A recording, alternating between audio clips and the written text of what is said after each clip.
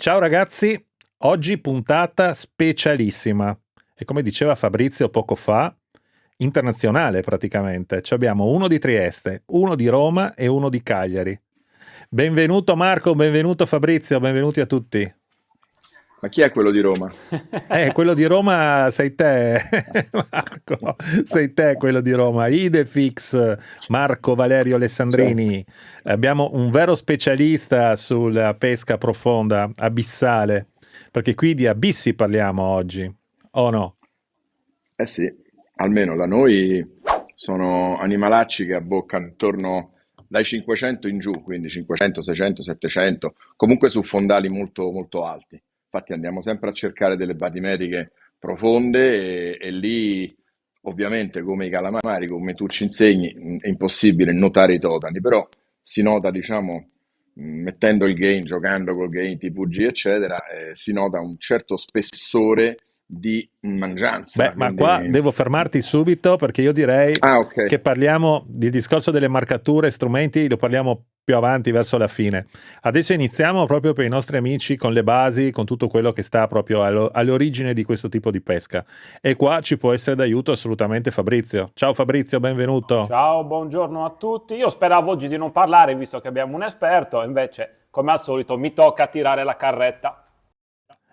Fabrizio, tocca a te questa volta. Vai. Allora, iniziamo subito. La prima cosa, iniziamo a parlare di totanare.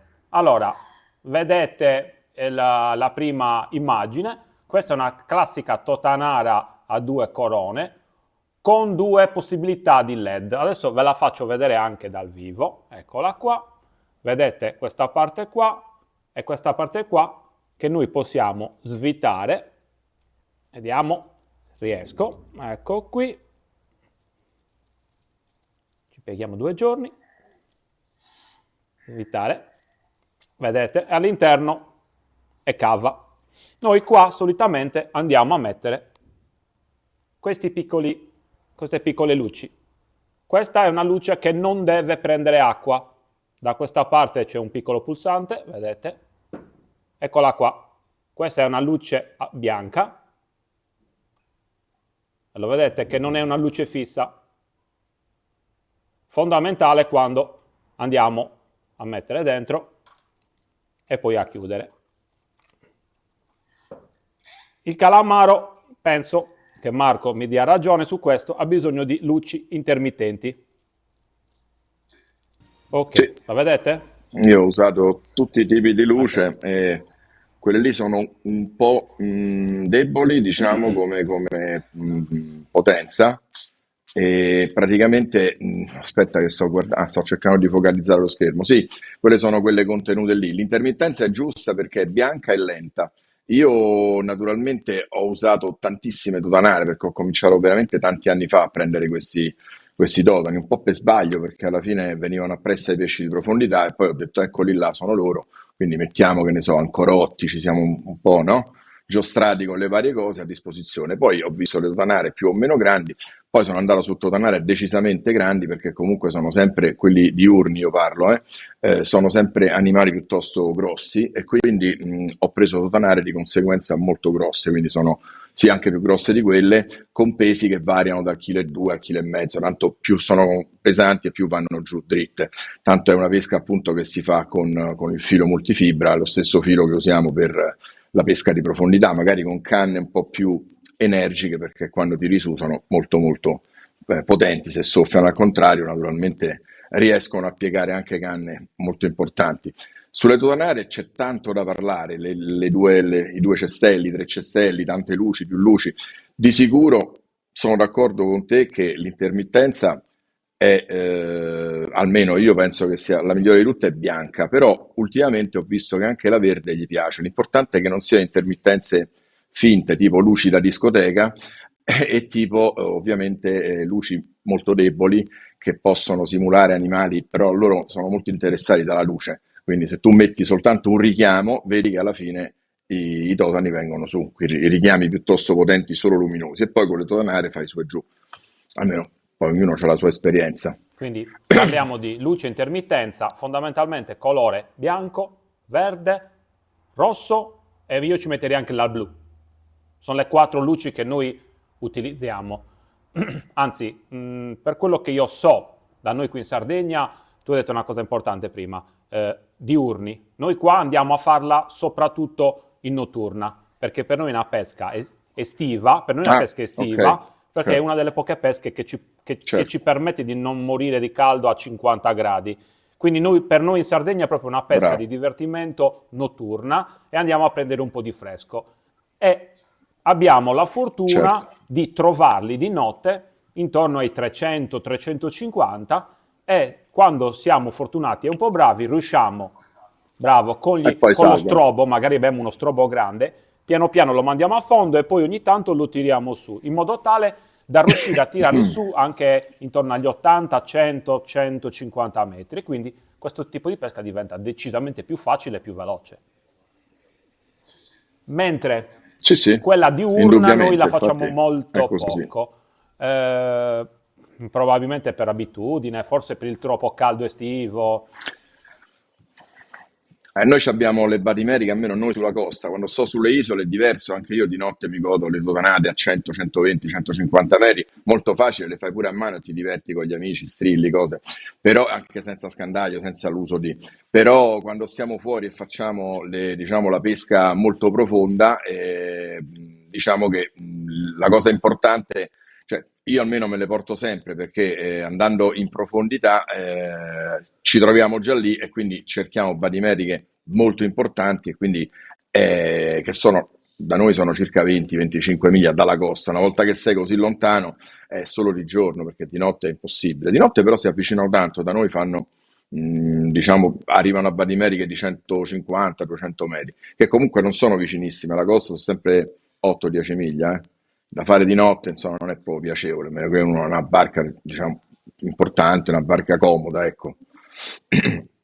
Io mi scuso che sono a casa e non sono neanche, diciamo, in piena salute, tant'è che volevo fare questa cosa dal mio famoso box dove avevo tutte le varie lucine, le cose, però farò, diciamo, il possibile per mettere in condizione Davide di mostrare tutta una serie di slide che sono molto interessanti. Quindi io sono a casa, purtroppo mi trovo a casa e quindi Siamo è un tutti, ambiente Marco, domestico. siamo tutti a casa. Io sono a casa mia, Fabrizio è a casa sua e tu Ah, sei a casa tua, quindi in realtà le case sono queste, ognuno ha la sua, quella che si merita. Mettiamola così. La mia ormai è diventata giusto. una casa, vivo qui. Infatti, no, ti sto dicendo che anche tu sei a casa tua, nel negozio di Fabrizio, e ti dirò che è quello più ben arredato anche, tutto sommato, perché possiamo dire che Eh abbiamo beh, veramente di tutto. Allora, ragazzi, io per tirare le fila, ascoltandovi, e io qui posso solo che ascoltare, perché io essendo di Trieste e avendo ben una battimetria di 30 metri a 15 miglia dalla città, oppure esagerando a 100 miglia possiamo arrivare bene a sfiorare i 50-60 metri, quindi i totani, per dire il vero, qua me li sogno di notte. Io i totani li vado a fare a volte nella Dalmazia profonda giù della Croazia su battimetriche di 200 metri, ma sono totani per modo di dire, non sono i diavoli certo, rossi, sono proprio i finti calamari, sì, sì. chiamiamoli così. Però mi sembra di capire che innanzitutto si può dividere questa tecnica in due grandi gruppi, c'è chi pesca di giorno e c'è chi pesca di notte. Che tutto sommato già questa è una cosa molto Sì. interessante prima di tutto, no?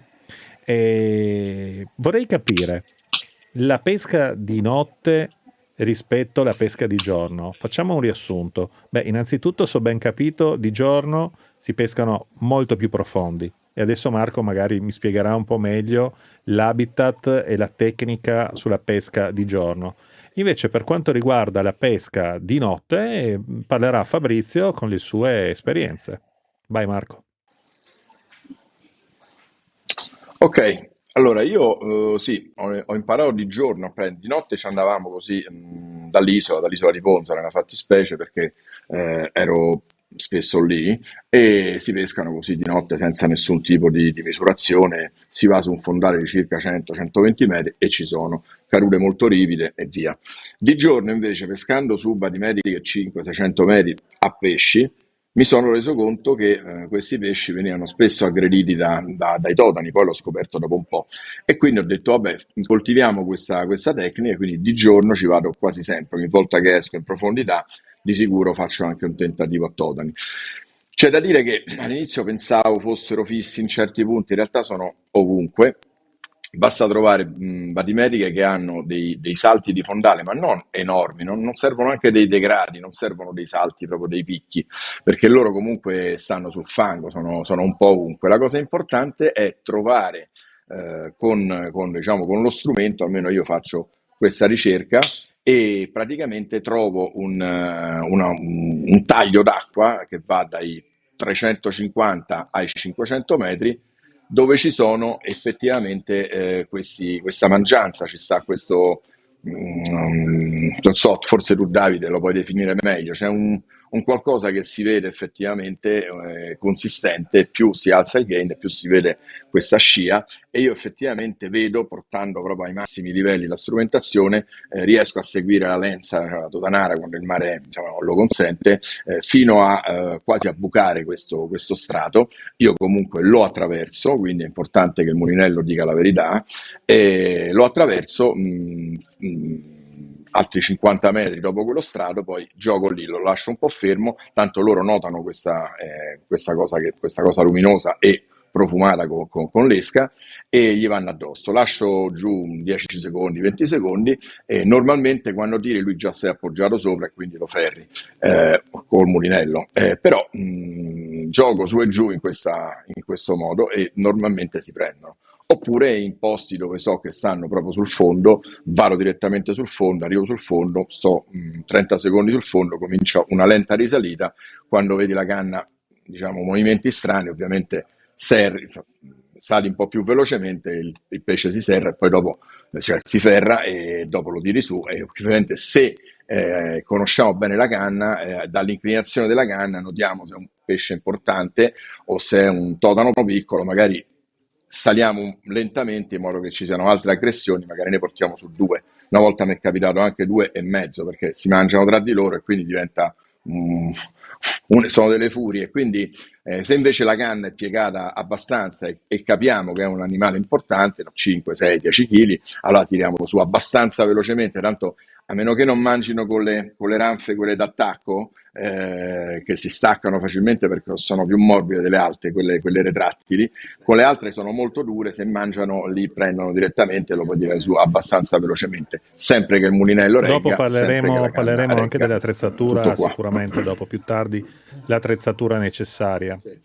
Invece per te, Fabrizio, di Sì. notte come ti muovi, come ti comporti? Allora, la pesca fondamentalmente è più o meno la stessa, anche perché gli stessi calamari che di totani, scusate, di giorno sono magari a 1700-800 metri, la notte piano piano tendono a risalire e avvicinarsi in costa.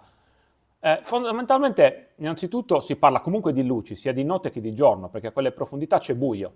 Quindi gli strobo, ve li ho fatti vedere prima. Adesso, questi sono quelli che si mettono esterni, quelli che si toccano, quando tocchi l'acqua si accendono. Anche questi sono a intermittenza di tutti i vari colori. Però fondamentalmente questi servono sia di giorno che di notte, perché a quelle profondità c'è sempre buio, quindi lui è attirato dalle luci. La grande differenza tra il giorno e la notte è la profondità. Quindi andiamo a profondità molto più basse, quindi riusciamo a essere più rapidi, perché andare a pescare a 700-800 metri ci vuole tempo. La risalita col totano è lenta, perché se tu acceleri tendi a perdere, quindi l'importante è risalire piano. Poi sul discorso dei movimenti sono vari. Per esempio di notte raramente noi teniamo le totanare ferme. Noi arriviamo a fondo a 300 metri e poi subito iniziamo una lenta risalita. Perché spesso e volentieri, non vedendoli, non sapendo dove sono, dobbiamo cercarli. Mi è capitato una notte di prenderne alcuni a 350 e poi magari dopo un'oretta loro sono saliti e mangiavano solo a 150 metri. Quindi la lenta risalita è una delle tecniche forse più interessanti, soprattutto quando devi iniziare. Oppure poi col mulinello ogni tanto dare delle accelerate, fare lo stop and go. Diciamo che i totani sono molto aggressivi e come tutti gli animali aggressivi vengono incuriositi dai cambi di velocità repentini. Una cosa che vorrei dire andandoci è che i totani sono animali molto aggressivi, molto grandi e quindi si pensa che vedere la mangiata di un totano sia sempre facilissima. Una cosa è se lui si appende, ok, tu ti accorgi del peso e te ne accorgi subito, però molte volte, Marco potrà dirlo, loro toccano l'esca, la toccano solo poco, quindi tu devi avere una canna molto sensibile. Se vai di giorno purtroppo hai bisogno di una canna pesante, perché le tue totanare sono molto pesanti.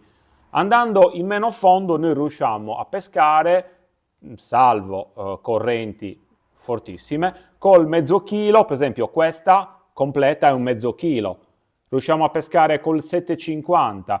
Quindi noi preferiamo utilizzare delle canne invece molto più morbide, perché tanto il peso della totanara non è esagerato, però allo stesso tempo con la canna morbida noi riusciamo a vedere anche quelle micro mangiate, perché una cosa è vederle, quindi tu lo vedi, lui non rimane attaccato, però puoi riscendere, gli puoi fare un po' di venti per cercare di farlo muovere. Se invece tu non ti accorgi della mangiata, risali da 300 metri, ti accorgi che magari l'esca che noi abbiamo avvolto nella totanara è completamente distrutta e ci siamo accorti di non aver visto una mangiata. Quindi questo ve lo dico perché le prime volte che io sono andato usavo delle canne da bolentino di profondità molto toste. Pensavo che dovessi fare chissà che cosa, invece ci siamo accorti che soprattutto alla notte la canna deve essere bella gommosa in modo tale da vedere perfettamente la mangiata. Perché lui, ripeto, non è un animale sempre super aggressivo, molte volte è schivo, quindi ti tocca e tu devi capire in quel momento per potergli magari ridare un po' di filo. Questa è giusto una piccola cosa che noi abbiamo notato, probabilmente alle tue profondità è Sì, più sì. complicato perché devi usare... Comunque, insomma, il principio è quello, bisogna comunque seguire questa risalita, non è detto che effettivamente quando vedi la mangiata proprio così palese, allora ok, tiri, la canna è piegata, non c'è dubbio, però effettivamente qualche volta danno quelle tocche, io allora mi fermo, aspetto che lui ci si avvicina, poi riparto velocemente perché lui è molto attratto da questi cambi di velocità e quindi sì, poi dipende anche spesso. Cioè non è neanche detto che abbocchino, cioè, ho sentito dire, ah no, tanto qualsiasi cosa ci metti loro mangiano. Effettivamente ho visto che mangiano più volentieri se ci metti, che ne so, un bello sgombro fresco, qualcosa che loro normalmente cacciano. Quindi anche le sardine io le metto in quelle reti, tipo quelle per fare il rollè per la carne, perché sennò stai sempre a mettere l'esca, no? Quindi io ho gli sgombri grossi messi sotto sale, legati con le fascette da elettricista, la metti una volta l'esca in una giornata. Oppure queste reti, in modo che loro col becco sì, le rovinano un po', però non le mangiano come mangerebbero le sardine, insomma, se no diventa un lavoro, ecco. Comunque sì, sono d'accordo sui cambi di velocità e certo di notte è profondamente diversa proprio la pesca, proprio la tecnica. E di giorno le canne sono un po' più pesanti, però come dici te ci vogliono sempre, comunque io uso solo canne lunghe, poi cambio il libraggio a seconda di quello che sto insidiando. Poi naturalmente sulla canna da pezzogni mangia la cernia, questo è chiaro. Che la Però cernia mangi noi ci dappertutto. auguriamo Ci sempre che auguriamo che la cernia mangi mettiamo le dappertutto. attrezzature per... Sì, Senti, sì, sì, ma è sempre così. È come io vorrei il capire famoso però amo una cosa, destinato alla perché come cernia vi ho che poi detto ci io non mangia sono tanto ovunque. esperto, ma se dovreste consigliarmi un'attrezzatura per la notte, compresa soprattutto anche la totanara stessa, e dopo parliamo anche dell'attrezzatura per il giorno. Tu, Marco, cosa mi suggerisci? Cosa dovrei prendermi per andare a pescarli di giorno e diciamo su battimetriche di 500-600 metri? 400, non lo so, quello che è. Dimmi tu. Allora, le canne, quelle da bolentino profondo, anche se poi c'è scritto il libraggio sopra, io prendo come esempio quelle che mi accompagnano da tanti anni, ma adesso ce ne sono anche di altri tipi. Un'Italcanna, tanto si possono nominare, no? I brand. L'Italcanna ha fatto per lunghi periodi la Bandit, che è una canna indistruttibile, ne avrò 4, e loro dividono i libraggi, cioè le canne da profondità vengono identificate con il peso, cioè la 500 grammi, la chilo, la 2 kg, cioè quella leggera, quella media e quella pesante. In realtà poi se andiamo a vedere queste canne equivalgono a 12-20, 20-30, cioè la mia, quella che io uso normalmente è una 12-20, ma anche la 20-30 va abbastanza bene, l'importante è che sia lunga, quindi sono canne di 3 metri, ma 2,70, minimo 2,70 per me, però anche perché poi è molto meglio perché c'è un'azione completamente parabolica e io mi accorgo esattamente da quanto la punta dista dall'acqua e mi accorgo diciamo di quanto può essere grosso il totano, ecco, almeno ho fatto l'abitudine a quello. E fondamentali sono l'utilizzo dei portacanne basculanti per la pesca al totano più di ogni altra cosa perché il momento che il totano deve venire a bordo, ovviamente noi dobbiamo avvicinare la lenza, non possiamo di certo toglierla dal portacanne e perderlo sotto la barca, quindi dobbiamo avvicinare la lenza, prendere con le mani il filo e poi qualcuno lo coppa oppure lo tiriamo su, insomma, ecco. Almeno giusto Sì, Fabrizio? decisamente in generale nel bollettino di profondità sarebbe meglio avere dei portacanne basculanti, perché Sì. ti vengono incontro soprattutto quando hai pesci grossi, situazioni dove il pesce combatte anche lì in superficie, sicuramente è meglio. Poi ci sono alcuni, Sì. poi dopo se ve lo faccio vedere ne ho uno, sono un po' più ingombranti rispetto ai normali, però fanno un lavoro che Per un quanto portacanne normale riguarda, non fa, che non è restando adatto per sempre il bollettino di sull'attrezzatura per la profondità. pesca Ok. appunto diurna, artificiali quindi da quanto? Sì. Guarda, le totanare lì è un discorso di peso perché al di là di come è fatto l'attrezzo, quindi gli attrezzi sono tutti uguali, hanno un peso in fondo, un cestello, due cestelli, tre cestelli e poi le luci da mettere in vari punti.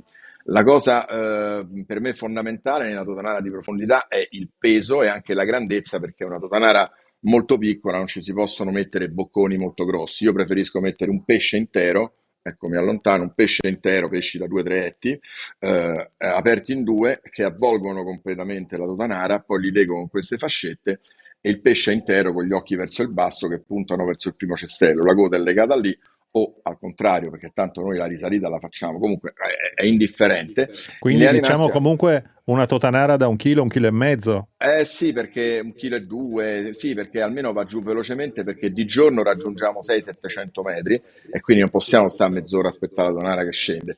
E poi magari fumiamo troppo, quindi è meglio evitare, insomma, e quindi mettere questi tonari abbastanza pesanti che vanno giù, sono molto idrodinamiche perché il peso è fatto a cuneo e quindi vanno giù velocemente. Il filo non deve essere molto grosso perché va benissimo un filo da 50 libbre.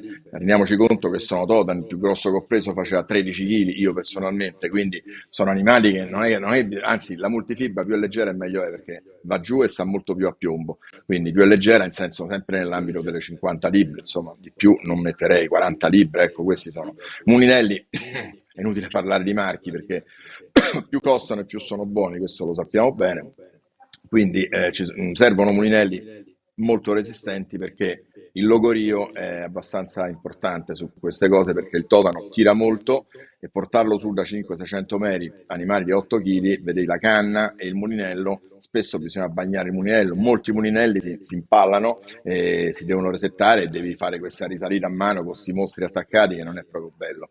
Quindi mulinello che sia resistente, ecco, questo Sì, beh, dopo sicuramente. sui materiali Fabrizio sicuramente ci saprà dire qualcosa di più. C'è una cosa, dato che parliamo comunque di attrezzatura, io personalmente, almeno per quella che è diurna, notturna è un'altra cosa, ho perso di diverse totanare perché in zone frequentate, soprattutto sulle badimeriche, quelle fuori Ponza, è una zona, diciamo, è un hotspot a livello mondiale, uno dei più importanti, per i pesci spada. I pesci spada sono gli otti di questi totani, quando vedono il totano che risale la totanara e il totano diventano un tutt'uno, per lui è un pesce da mangiare, quindi il pesce spada, come sappiamo, uccide dando una spadata.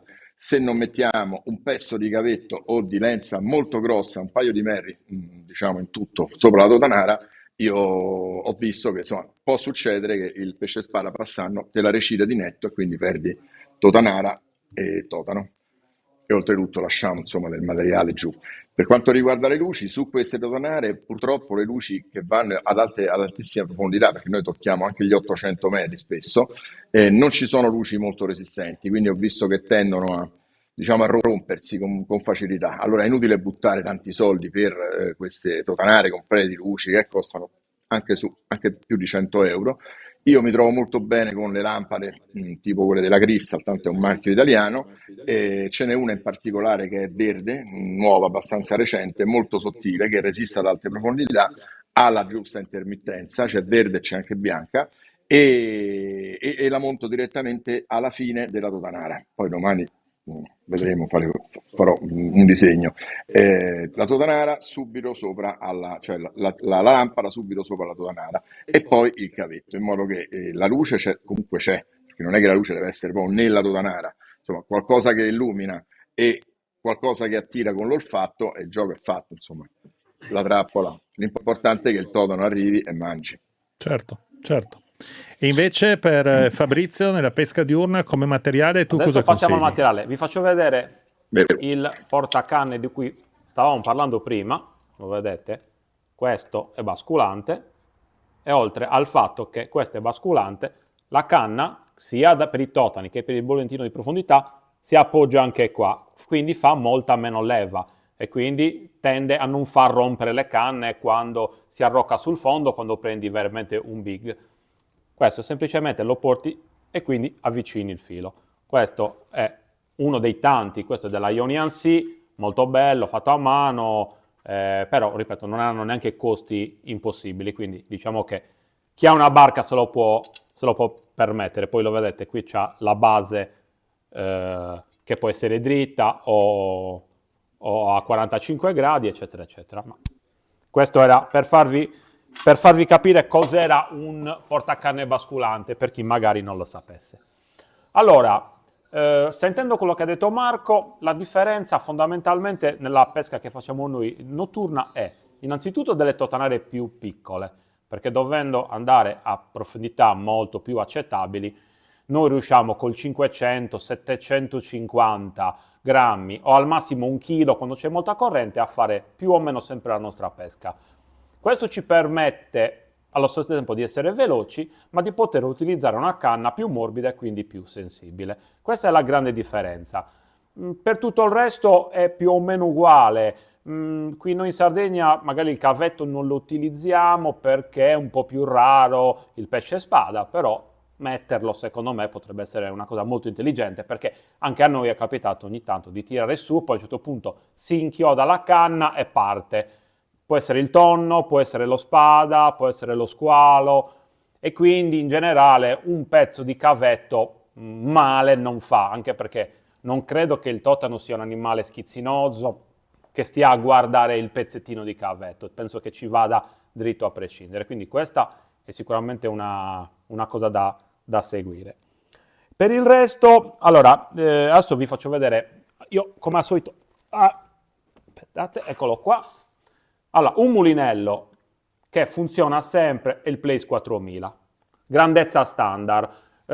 Questo perché io ho utilizzato in qualche sezione di pesca anche il 1000, che poverino ha fatto il suo lavoro, però ogni tanto si inchioda, perché il 1000 decisamente è meno potente, quindi con totani molto grossi, col 1000 sei costretto molte volte a aiutarti, oppure nei momenti di massima concitazione il mulinello si blocca.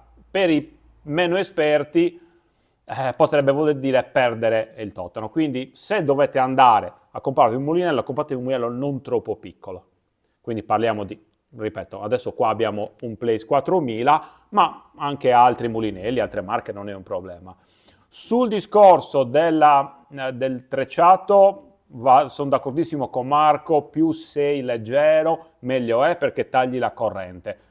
È anche vero che tanti di noi utilizzano la stessa attrezzatura da totano, che è la stessa che usano per il bollettino di profondità. Quindi se avete già montato magari un filo più grosso, quello avete anche un 60, un 80 libbre, non è che non li prendi, semplicemente farai un po' più di pancia se c'è corrente, però è anche vero, non tutti hanno, magari tu Marco vai proprio a fare quella pesca lì e hai le tue canne dedicate, però normalmente i miei amici, clienti hanno una o due attrezzature che usano a 360 gradi, quindi Sì, sì. È verissimo, è verissimo. Infatti, sì, io adesso le distingo un po' le canne da totano, cioè solamente quella da totano, no? Però sì, normalmente è così, non è che puoi avere, soprattutto quando parli di canne, mulinelli elettrici, eccetera, attrezzi costosi, non è che uno si può fare sei canne, due per ogni tecnica, no? Però, beh, insomma, poi tanto quando vai a pesca, normalmente quando fai queste pesche non sei mai da solo, anzi non lo consiglio, e quindi ognuno si porta la sua canna come se fosse un trofeo, quindi io mi porto la canna mia perché è sempre una sfida con gli amici, e quindi quando uno ce n'ha una di canna per se stesso, quando vai a fare la pesca sei almeno in tre e c'hai sempre tre attrezzi che pescano, quindi sì, la canna può essere tranquillamente la stessa, certo se andiamo a fare i dodani abbiamo una canna troppo pesante, ma le canne troppo pesanti in realtà io non le uso proprio più, perché tanto ho visto che le cernie nostre non sono le cernie, non sono le Goliath, quelle americane da 300 kg. Io la cernia più grossa che ho preso faceva 35 kg e sono, perché io pesco profondo, quindi non ho a che fare con le canine che arrivano a pesi maggiori e quindi pescando oltre 300, 400, 500 metri, la cernia più grossa è 35 kg. 35 kg è come un piccolo tonno, quindi noi ci stiamo a preoccupare dei canne, ami grossi così, in realtà no, va benissimo attrezzatura normale, un po' resistente, che sia robusta, certo, però Ok. questo è per me. Sulla canna, Qua- io qualche mese fa ho visto un prototipo di Shimano della Speedmaster Deep Drop, che è una canna che ancora non c'è in produzione, dovrebbe arrivare penso tra aprile e maggio. Mi sono innamorato di questa canna perché me l'hanno fatta vedere e la prima cosa che mi è venuta in mente, nonostante sia una canna da molta profondità, ho detto Totano, perché è una canna con bella schiena, però molto morbida di punta, quindi ha proprio un'azione gommosa bellissima, tant'è che ho chiesto se me la mandavano e a breve mi dovrebbe arrivare perché volevo proprio farci un filmato a Bolentino di profondità, ma soprattutto a Totani, quindi magari Davide, quando mi arriveranno queste canne, poi ve le farò anche vedere. E ripeto, mi è rimasta impressa perché appena l'ho provata col rappresentante ho pensato subito a Totani, questa la voglio perché io stesso non ho una canna specifica per il Totano e quando vado mi sono reso conto che magari le nostre canne da bollettino di profondità sono un po' dure e quindi devi un po' inventarti la mangiata, non è proprio una cosa immediata. Quindi vi prometto che ve la farò vedere appena arriverà. Ripeto, non è ancora arrivata in Italia, quindi una canna del 2024. Detto questo, ripeto, abbiamo canne abbastanza morbide perché i nostri pesi non sono esagerati. Bene, allora abbiamo capito un po' anche il discorso quindi della differenza tra il giorno e la notte. Abbiamo capito quali sono le attrezzature. Adesso io direi di far vedere proprio un po' come è costruita questa Totanara e le varie versioni. Vuoi spiegarla Sì, sì, tu, sì, sì. Fabrizio, questa che Adesso stiamo questa e vedendo? poi questa che vi ho fatto vedere prima, due corone, questa arriva a un peso di mezzo chilo e ha due posizioni, questa qui sotto e questa qui sopra, dove possiamo andare a inserire i LED luminosi, che possono essere anche due colori differenti, perché ovviamente noi non sappiamo mai quale colore lui preferisce. Io so, da noi non si fa, però in alcuni posti dove fanno questa pesca proprio in modo quasi, come si può dire, professionale, che rilasciano quattro strobo di quattro luci diverse in una zona molto ristretta, in modo tale da individuare qual è il colore dove il Totano in quel momento preferisce. Quindi ci accorgeremo in una delle quattro, magari strobo, che tutti i Totani andranno lì. E questo diventa molto più semplice perché altrimenti noi dobbiamo andare a mettere 10.000 luci diverse. Questa è una cosa da persone tecniche, noi non lo facciamo, noi spesso e volentieri andiamo magari con lo strobo, non so se l'avete mai visto, sono dei siluroni grandi così che sembrano delle starlight e ci permettono di creare molta più luce. E poi mano a mano, abbiamo detto anche prima, lo mandiamo sul fondo, poi piano piano lo tiriamo su. Ok? Tirandolo su i totani tendono a salire. In questo caso, ripeto, questa totanare è piccola, però per basse profondità va benissimo. Altrimenti, se Davide vai ecco, questa è il secondo disegno dove c'è una totanara che sicuramente sono totanare che usa anche Marco, molto più lunghe, molto più pesanti, con 3 corone. Ovviamente il fatto che abbia 3 corone ti permette di agganciare meglio i totani, perché per salire da grandi profondità diciamo che il totano ogni tanto si può staccare. In questo caso parliamo di totanare che pesano almeno 1 chilo, quindi vanno dal chilo al chilo e mezzo. E anche qua, come vedete, ci possono essere 2-3 LED che possiamo mettere all'interno. E questo, diciamo, è più o meno la totanara. Poi, se voi guardate qua, per esempio, qui c'è il piombo. Questo si svita, come tutto il resto della totanara. Vediamo che mi si sta svitando tutto. Lo vedete? Quindi anche in una totanara più piccola, voi potete andare a mettere magari un peso diverso in modo tale da appesantirla. Quindi non è detto che per avere una totanara pesante ci deve essere una totanara di 1 metro di lunghezza. Queste sono componibili. Ok? In questo disegno invece io ho messo 2 LED fuori dalla totanara, un po' come prima stava raccontando Marco. Adesso quelle 2 LED devono essere giustamente vicine alla totanara e magari su anche un cavo d'acciaio, perché si può fare il gioco che fai tu, Marco, direttamente lì, ma infilando il LED direttamente là. Quindi hai praticamente tutto l'apparato pronto. E ovviamente quello è un cavetto che si va a unire alla totanara e al trecciato. Se non lo vuoi, perché non vuoi il LED in extra, non vuoi il cavetto d'acciaio, semplicemente lo stacchi e unisci il trecciato con la totanara. Sono tutti pezzi che noi utilizziamo a parte, perché non sempre li Sì, utilizziamo. giusto. Sì.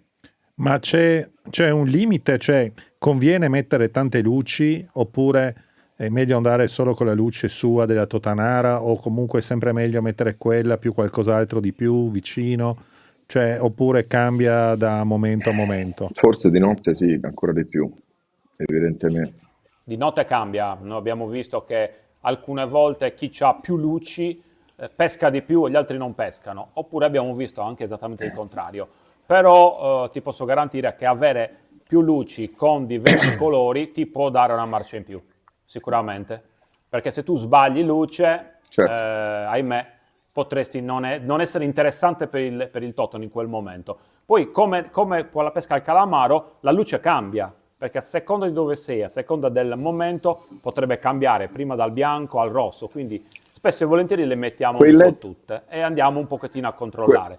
La cosa intelligente in barca è mettere, se sei in 2 o in 3, mettere tutti quanti luci diverse, vedere quale lui sta mangiando e poi una volta che vedi chi sta pescando, in automatico metti tutte le luci uguali. Diciamo che questo è più il concetto che facciamo sempre. Quelle strobo, quelle così che ho visto prima, quelle con la testa tonda, no? Che ci sono di vari colori. Questa? Sì, bravo, quella lì è rosa, quindi c'ha luce rossa, no? Questa è luce rossa, sì. A che profondità arrivano? Perché io l'ho provate, poi alla fine l'ho dovuto togliere perché mi si rompevano abbastanza frequentemente. Allora, queste luci sono date anche per 800 mm. La verità è che a quelle profondità, secondo me, serve una luce di ottimo livello, perché poi alla fine questa luce qua costa 6 euro, quindi che tenga quelle profondità ho i grandi dubbi.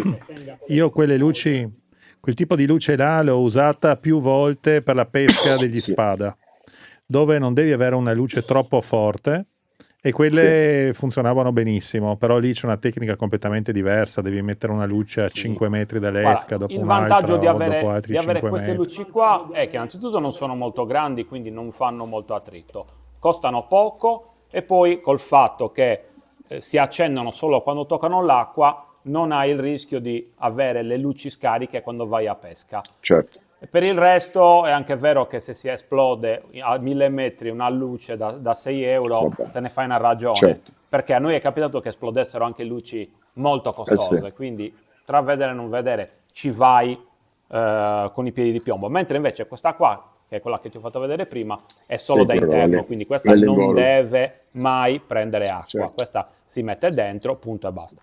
Sì. Ce ne sono 1000 di luci, Sì, sì. dalle Crystal, ce ne sono tante, però in linea di massima noi usiamo queste, sono economiche, fanno il loro lavoro, ripeto, non andiamo sempre a quelle profondità, noi abbiamo profondità molto più accettabili, 300, 400 metri, 500 metri, questa luce tiene perfettamente, non si rovina. Almeno io ho notato che loro, cioè i totani, sono molto attratti dalla luce tipica strobo che fa la Crystal, perché all'epoca venivano sempre appresso alla luce quella da Cernia, che è la classica LP1, sai, quella fatta rastremata, fatta a cono, che costa una follia, però è molto resistente, fa quella luce, loro sono attratti da questa luce strobo che dà una botta tipo flash, e poi rimane il fluo dell'involucro che per un po', cioè tu la vedi al buio come lavora, se ti metti dentro una camera oscura, vedi che lei fa boom, illumina questo involucro che poi rimane fluo per un po' di tempo prima di diventare nero. E quella secondo me è un lavoro favoloso, cioè, assomiglia molto diciamo, alle possibili prede naturali che stanno in profondità. Mi piace insomma come. Poi ho visto che sono molto ghiotti, infatti spesso leo qualsiasi luce e metto quella che è quasi una garanzia, però essendo una luce molto positiva, purtroppo rallenta molto le dotanare, solo per questo non lo uso, perché se riuscissero a trovare una luce perché quella lì hai visto che c'ha una lampada dentro che chiudi e quella non contiene aria, se non una piccolissima parte. Poi la ficchi dentro all'involucro e avviti, e c'è abbastanza luce, abbastanza, c'è un'intercapedine all'interno e quella in profondità diventa un palloncino, quindi vedi proprio la dotanara che viene fermata da questa luce. Se quella luce tu la lasciassi dal fondo a risale a proiettile, capito? È molto positiva, ecco. È successo quando mi si staccano i piombi in profondità, può succedere, no? Che arrocchi il piombo e vedi la luce, vedi la lenza che ti va su in orizzontale, la lampada parte. E quindi se effettivamente usando quelle luci lì, l'unico problema che ho è che sono resistentissime, sono molto belle, però sono molto, molto positive e mi frenano la dotanara. Quindi quelle piccole che dici tu forse sono quelle più indicate, sì. Davide, ho visto che hai messo la nuova immagine, qua vediamo la classica Totanara che può essere piccola o grande. Io in questo caso vi ho fatto un disegno con delle sardine semplicemente legate con un filo elastico. Ovviamente, è come ha detto Marco prima, in questo caso dovete mettere più spesso le sardine, perché purtroppo la sardina è molto delicata, quindi vi accorgerete che il calamaro toccandola la distrugge, però sicuramente è molto catturante. Si può usare anche il lardo, perché è una cosa classica, bianco, e quello sicuramente è legato bene, non te lo toglie nessuno. Altrimenti, Marco, dici tu, ne hai accennato prima, ma sapere un pochettino qualche trucchetto per fare una gabbia o per fare Ma una io, protezione. io mi sono trovato bene, essendo uno anche che apprezza molto la cucina e quindi studio tutti quelli che lavorano un po'. No, il mio macellaio ha questo tubo, io me lo sono ricostruito uguale, ho detto laddove la tutanara diventa il nostro rollè e quindi mettere questa rete, questa calza intorno alla tutanara evitando che tocchino ovviamente i cestelli, perché sennò fai. Allora io metto una fascetta sotto alla tutanara e allargo questa gabbia mediante questo tubo, quindi ho la rete all'esterno, il tubo e la tutanara in mezzo, tutta l'intercapedine la riempio di qualsiasi zozzeria, cioè in barca, sardine, quello che mi capita, pezzacci anche di totani stessi, perché loro sono, cioè, tutto quello che ho di ritagli, di cose avanzi di esca, metto lì, faccio questo bel rollè, questo salame, altra fascetta all'inizio e quindi ho questo salsicciotto composto da un'esca, come se fosse un sacco di esca di quelle che si comprano, no? Sai, i sacchi di pastura, intorno alla nostra totanara e poi luce e tutto il resto e almeno con quello dura tutta la giornata, insomma. Poi ovviamente quando lo devi svuotare tagli, non butti a mare la rete di elastico, ma butti a mare tutta l'esca e basta. È piuttosto semplice. Oppure i pescioni interi che li apro, li sfiletto, gli levo la spina e gli faccio andare la totanara nel mezzo e quindi simulo un pesce, ma più o meno poi alla fine se c'è il totano mangia su qualsiasi cosa, quasi. Ma una domanda, allora, noi abbiamo il nostro pescatore che vede queste marcature a una certa profondità, prova a calare. Secondo voi, per la vostra esperienza, quante prove fai? Cioè, cioè, quanto tempo aspetti e vedi che magari non mangia? Devi cambiare subito? Devi insistere? È un problema di tempo? Da cambiare, aspettare che ti dico, Fabri, da 0 a 6 ore, perché alla fine se decidi di prendere un totano e sai che ce l'hai preso il totano lì e vai. Sui posti nuovi io ho avuto sorprese, cioè, ho studiato un attimo la batimerica, ho visto questi degradi, queste cose, alzo il gain, vedo che ci sta la famosa fascia che io la chiamo la totananza, che sarebbe la mangianza dei totani, e quindi alla fine per me il circo sta là, tanto loro stanno un po' ovunque, l'ho presi a Ustica, l'ho presi a Genova, cioè, Sardegna, Corsica, da noi da tutte le parti, quindi immagino che ci sia. No, ma non mi sono No, spiegato. no, Io sono un po' sfortunato, vado lì, calo e vedo ste marcature, ste cose, però non mangiano. Il consiglio qual è? Di insistere lì o di spostarsi? Cambiare Io sono cambiare luci neofita. come dice lui, evitare di uscire quando c'è la luna piena, perché è un dramma, almeno io ho notato questo, e Anche di di notte notte? non lo so, di notte sì, probabilmente sì, è più o sì. meno uguale. Il problema è che il tempo è relativo in questa pesca, perché quando tu vai in un punto e fai 4 calate, hai perso quasi un'ora. Sembra, sembra una cosa incredibile, quindi comunque vai a fare un po' di prove ed è passata un'ora, quindi magari dopo un'ora, se non sei convinto del posto, o soprattutto se hai altri posti vicini, noi durante una notte 4, 5, 6 posti diversi li proviamo, perché loro non sono sempre esattamente lì, si spostano. Abbiamo Sì, visto sì. in altri 1000 tipi di pesca che il totano, il calamaro, ma anche i branchi di pesci si spostano all'interno magari di poche centinaia di metri quadrati, si spostano per una questione di corrente. Quindi noi proviamo, facciamo un po' di calate da una parte, un po' di calate dall'altra, fin quando poi non troviamo, non ti danno magari proprio la mangiata, ti danno una mangiata, allora lì insisti. È capitato anche a volte di prendere una mangiata e poi per ore nulla, allora comunque ti risposti, però poi alla fine sei comunque in una zona molto ristretta. Provi, perché sai che prima o poi da qualche parte ti potrebbero mangiare. Poi non è detto, perché anche là potresti fare un buco nell'acqua, perché la pesca, a questo ti porta, non esiste la pesca sicura, però in linea di massima fai dei tentativi non facendo miglia e miglia e miglia, e alla fine vedi che provi qua, provi là, provi su, poi fai 5-6 posti e la nottata o la giornata è passata, soprattutto se vai a 1000 metri.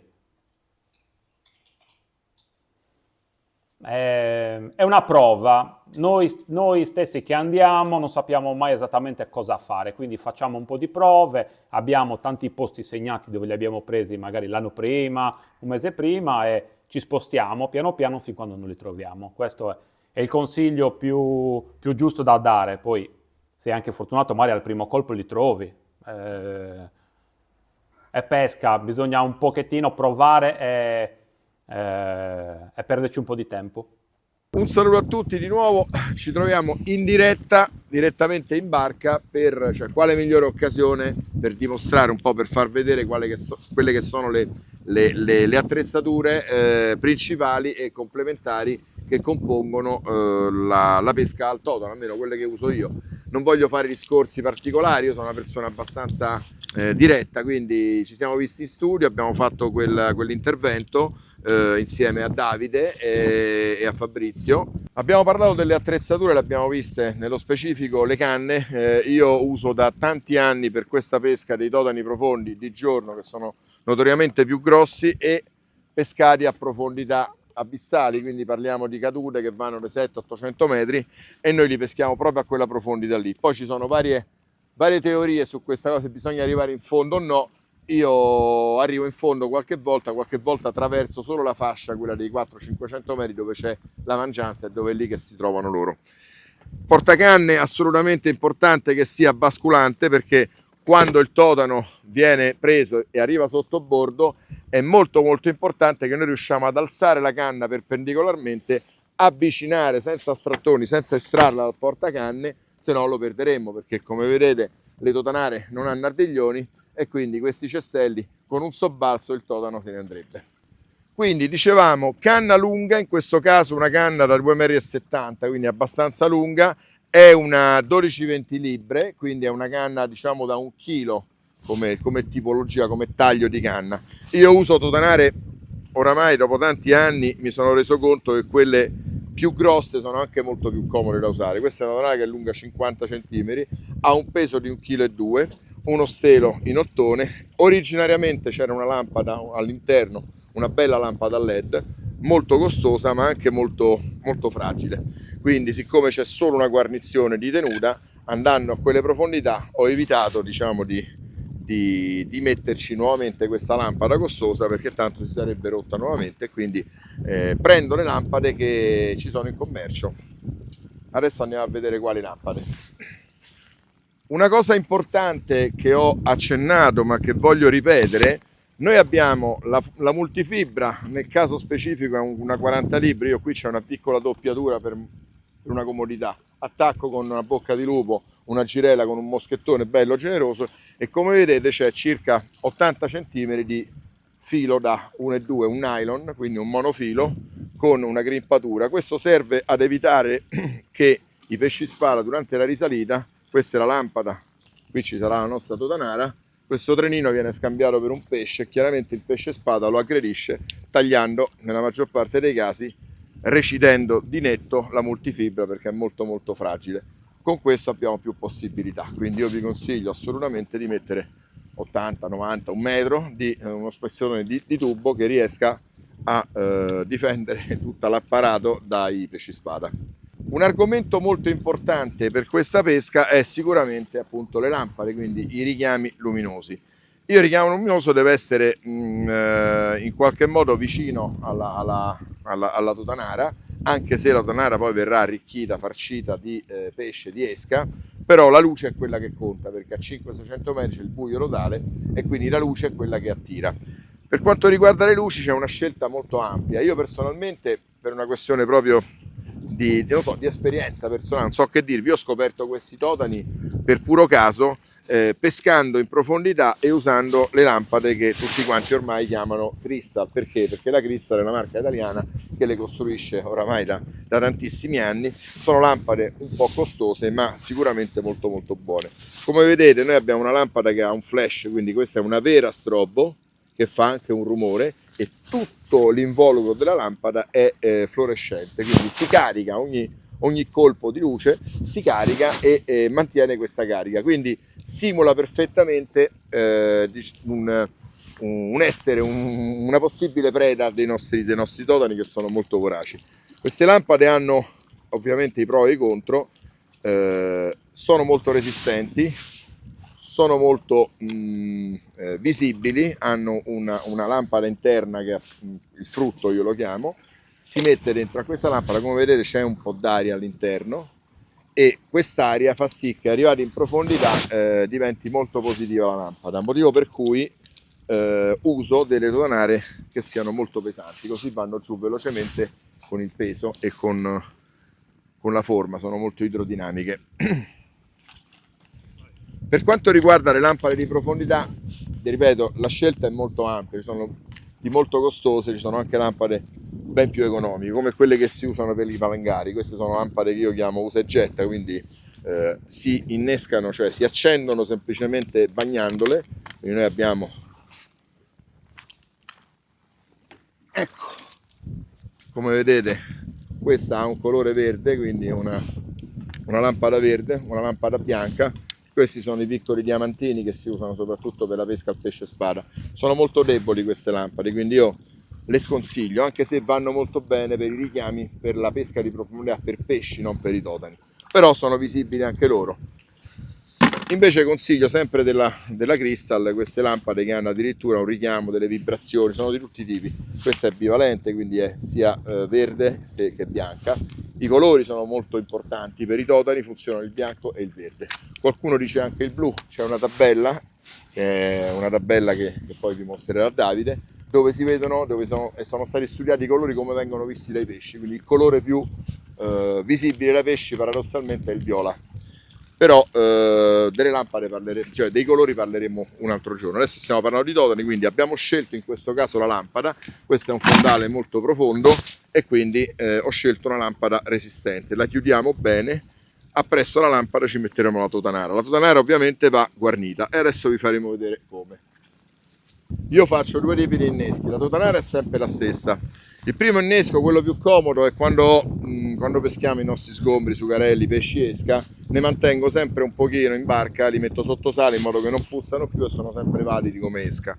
Semplicemente, in maniera veramente molto veloce, vado a mettere dei filetti di sgombro, in questo caso, li blocco velocemente e in maniera abbastanza sicura con una fascetta da elettricista economica, e c'è in quasi tutte le barche tranne in quella di Pasquale.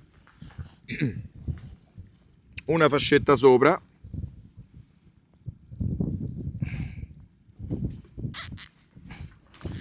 una fascetta sotto e magari una in mezzo se volete. In questo modo avete assicurato lo sgombro alla totanara in maniera facile, sicura, veloce e soprattutto molto, molto solida. E considerate che se l'esca non viene fissata bene alla totanara, i totani ci costringeranno a rimontarla ogni volta, ogni calata, e questo chiaramente è una perdita di tempo. Quindi questo è l'innesco, ovviamente queste fascette andranno tagliate, che altrimenti i totani le vedono, no scherzo. Quindi andranno tagliate, questa è pronta, qui ci andrà la lampada ed è fatta il nostro apparato pescante. Mentre per quanto riguarda, lo diciamo dopo, intanto dammi le forbici, tagliamo, grazie.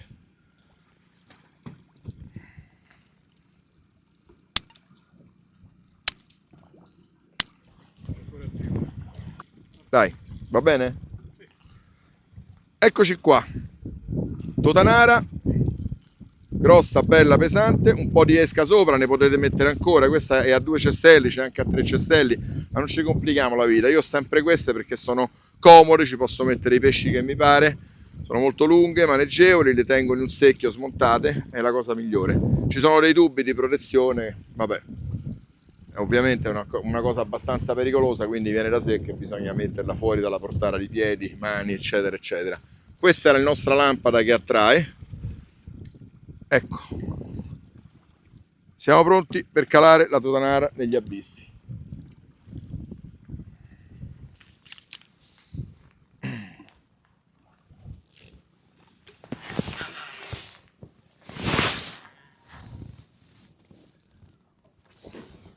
A posto.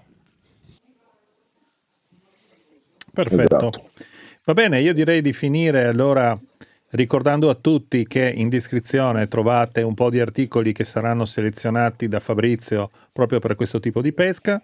Sicuramente adesso faremo qualcos'altro di specifico sul bollettino di profondità e anche quindi sui diavoli rossi con Marco Valerio, che non vedo l'ora di rivedere di nuovo sul canale, spesso, però non come l'altra volta che abbiamo fatto passare un po' di mesi. E... Sì, le marcature, pure l'uso degli strumenti è importante, me l'hanno chiesto in tanti.